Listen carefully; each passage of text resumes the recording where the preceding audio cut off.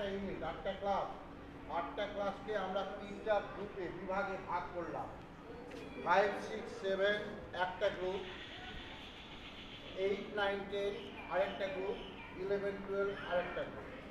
প্রত্যেকে যখন নাম জমা দেবে, তোমরা তোমাদের নাম তোমাদের ক্লাস টিচারের কাছে ফার্স্ট পিরিয়ডে জমা দেবে এবং দৌড়াদৌড়ি করার কোনো দরকার নেই। স্যারের কাছে নাম দেবে, কোন কোন বিষয়ে নাম দেবে তোমার ক্লাসের রুমে টাঙানো থাকবে, ওখান থেকে তুমি দেখে নেবে। হয়েছে? আর প্রতিদিন এই 15 দিন বিশেষ করে স্কুল ড্রেসে পরিষ্কার পরিচ্ছন্ন হয়ে বাড়ি থেকে নিজের মাস্ক নিয়ে আসবে।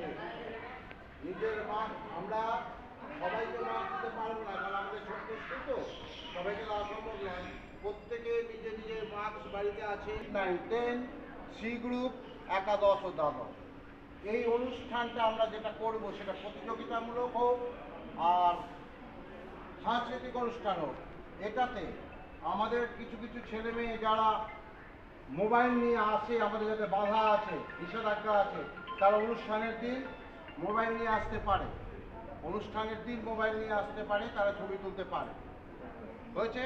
শুধু অনুষ্ঠানের দিনগুলো কিন্তু এটা আমাদের নির্দেশ নয় যে তুমি মোবাইল নিয়ে আসতে পারো, এটা বলা থাকে।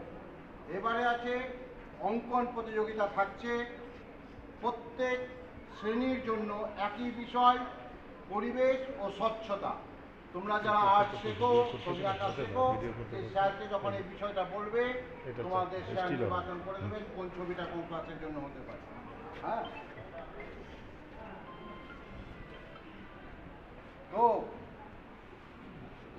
এটা গেল পরিবেশ ও স্বচ্ছতা বিষয়ক অঙ্কন প্রতিযোগিতা। সমস্ত